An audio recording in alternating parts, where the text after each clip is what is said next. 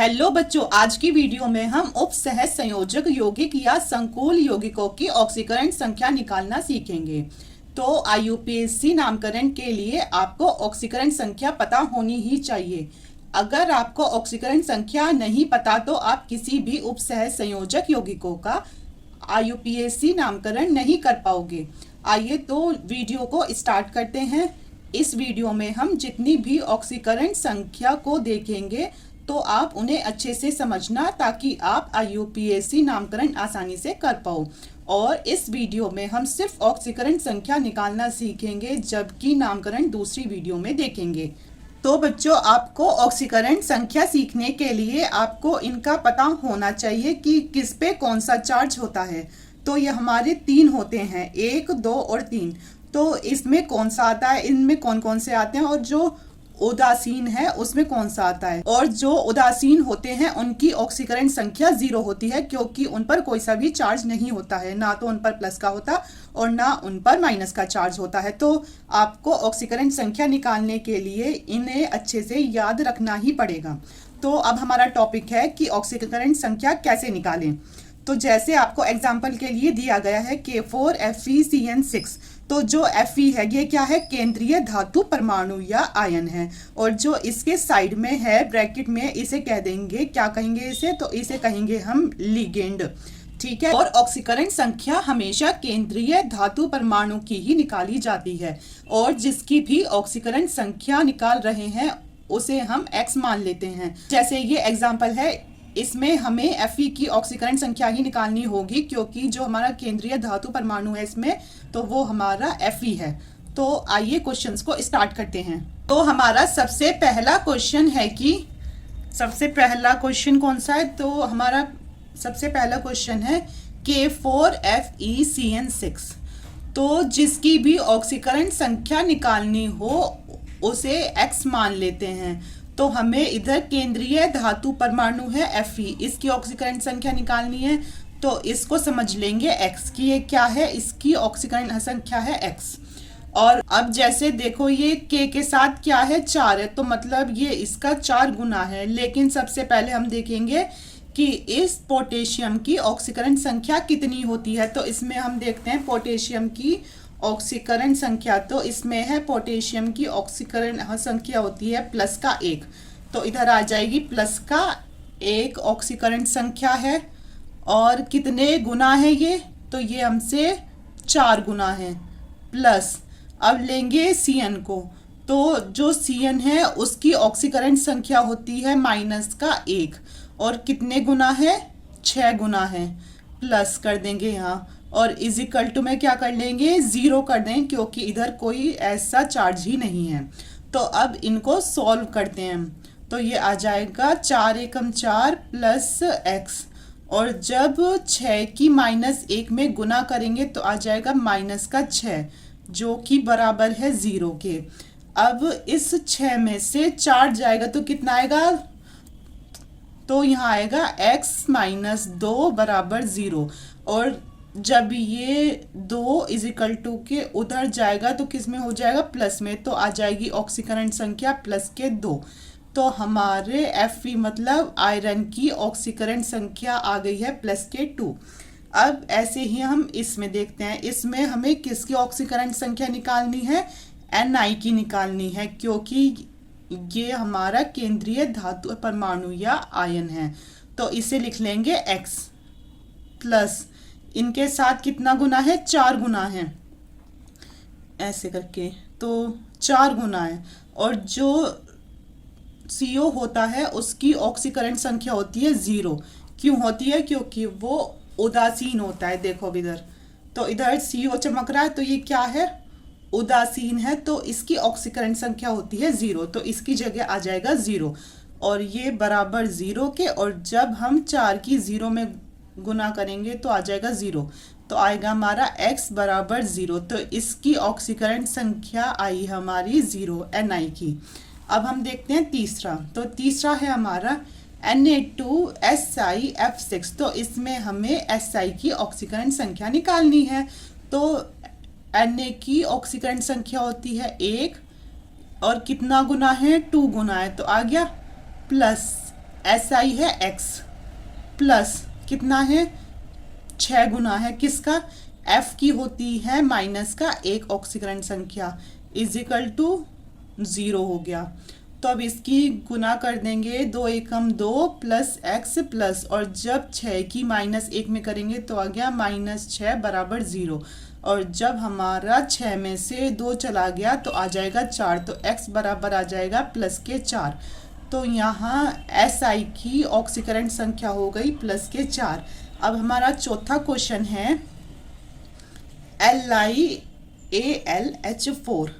तो Li की ऑक्सीकरण संख्या होती है प्लस का 1 प्लस इसमें निकालनी है Al की तो इसकी जगह रख दो x प्लस H की ऑक्सीकरण संख्या होती है माइनस का 1 इसमें हम 4 की गुना कर देंगे और बराबर आ जाएगा किसके बराबर आ जाएगा 0 के।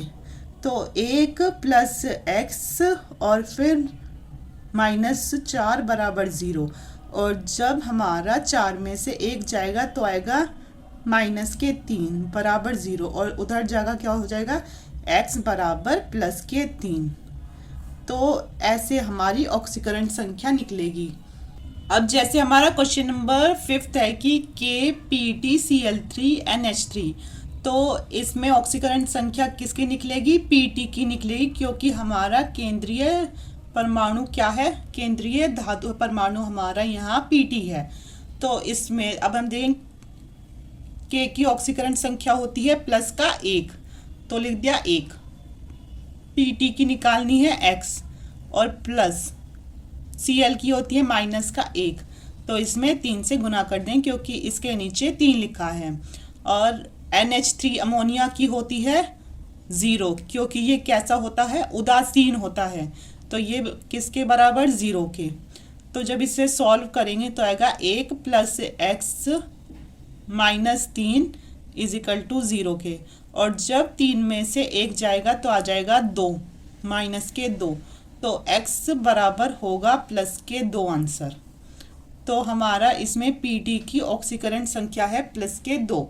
अब हमारा 6th क्वेश्चन तो 6th क्वेश्चन में है ZnNCS4 2- तो हमारे इसमें NCS की भी ऑक्सीकरण संख्या माइनस का 1 होती है और SCN की भी ऑक्सीकरण संख्या माइनस का 1 होती है। तो इसमें किसकी निकालनी है Zn की निकालनी है तो आ जाएगा x प्लस NCS की ऑक्सीकरण संख्या कितनी माइनस का 1 और कितने की गुना 4 की गुना इज इक्वल टू इस बार यहाँ 0 नहीं आएगा क्योंकि इसके ऊपर हमें चार्ज दे रखा है कितना माइनस का 2 तो हो जाएगा हमारा x -4 बराबर माइनस के 2 और जब ये 4 उधर जाएगा तो ये हो जाएगा प्लस का 4 तो हमारा 4 में से जब 2 जाएगा तो आ जाएगा 2 तो हमारा x बराबर होगा प्लस के 2 इसकी ऑक्सीकरण संख्या आ जाएगी। अब ऐसे ही इसमें हमें निकालनी है CD की ऑक्सीकरण संख्या जो कि होती है x और प्लस SCN की ऑक्सीकरण संख्या होती है माइनस का 1 तो इसमें 4 की गुना होनी है इज इक्वल टू माइनस के 2 क्योंकि इधर हमें 4 दे रखा है आयन तो आ जाएगा x -4 बराबर -2 और जब ये उधर जाएगा तो ये प्लस के हो जाएगा तो आ जाएगा हमारा x बराबर प्लस के 2 इसकी ऑक्सीकरण संख्या होगी किसकी CD की। अब हमारा 8 क्वेश्चन है तो 8 क्वेश्चन में क्या दे रखा है 8 क्वेश्चन में दे रखा है KCOCnCO की होल ट्वाइस NO। तो इसे कैसे सॉल्व करेंगे तो जो हमारा CO होता है वो कैसा होता है उदासीन होता है CO उदासीन होगा तो इसमें हमें इस CO की ऑक्सीकरण संख्या निकालनी है K की होती है प्लस का 1 इस CO की निकालनी है तो हो जाएगा x और GCN की होती है माइनस का 1 ऑक्सीकरण संख्या और अभी ये बताया कि CO कैसा होता है उदासीन होता है तो इसकी हो जाएगी 0 प्लस 2 में गुना 0 और प्लस NO की ऑक्सीकरण संख्या होती है 1 इज इक्वल टू 0 तो जब इसे सॉल्व करेंगे तो हो जाएगा 1 प्लस एक्स माइनस 1 और फिर प्लस 1 बराबर 0। 1 से 1 कट जाएगा तो x बराबर माइनस का 1 इसकी ऑक्सीकरण संख्या होगी। अब हम देखते हैं क्वेश्चन नंबर 9 पर। इसमें आप पहले ये समझ लो कि ये तो था हमारा ऑक्सीकरण संख्या, लेकिन इस ऑक्सीकरण संख्या को IUPAC में कैसे लिखा जाता है। जैसे इसकी ऑक्सीकरण संख्या आई है माइनस का 1, तो इसे अगर IUPAC में लिखा जाएगा तो कैसे, तो उसे लिखा जाता है रोमन नंबर में। कैसे, रोमन नंबर में। तो जैसे ये माइनस का 1 है तो ये माइनस ना होकर 1 लिख देंगे, ठीक है। अब हमारा क्वेश्चन नंबर 9। तो क्वेश्चन नंबर 9 में हमें इसकी, अब जैसे CO निकालनी है तो हो जाएगी x, और यहाँ क्या है CO3 है तो इसकी होती है माइनस के 2 ऑक्सीकरण संख्या, और NH3 की होती है 0 तो प्लस 3 इंटू 0, ठीक है। और इस Cl की होती है माइनस का 1 बराबर किसके, 0 के। तो ये पूरी सॉल्व करके आएगी x बराबर प्लस के 3, ये इसकी ऑक्सीकरण संख्या है। और जब इसे IUPAC में लिखेंगे ऑक्सीकरण संख्या को तो कैसे होगा, लिखेंगे ऐसे करके कि ये है इसमें रोमन नंबर में, ठीक है, 3। अब ऐसे ही हमारी आखिरी ऑक्सीकरण संख्या है MnH2O की होल 6SO4। तो इसमें हमें Mn की निकालनी है जो कि होगी x, प्लस H2 होता है उदासीन तो इसकी होगी 0, 6 गुना 0, और प्लस SO4 की होती है माइनस का 2 जो कि इज इक्वल टू है 0 के। तो हो जाएगा हमारा x माइनस 2 बराबर 0, तो x बराबर प्लस के 2। तो ये थी हमारी कुछ इम्पॉर्टेंट ऑक्सीकरण संख्या, और कल की वीडियो में हम IUPAC नामकरण को अच्छे से समझेंगे। IUPAC नामकरण के लिए ऑक्सीकरण संख्या इम्पॉर्टेंट थी, इसीलिए पहले आज इस वीडियो में ऑक्सीकरण संख्या को समझाया गया है। आई होप बच्चों आपको वीडियो समझ आई हो। अगर अच्छी लगी हो तो आप हमारे चैनल को सब्सक्राइब करना, वीडियो को लाइक, शेयर और कमेंट ज़रूर करना। Thank you.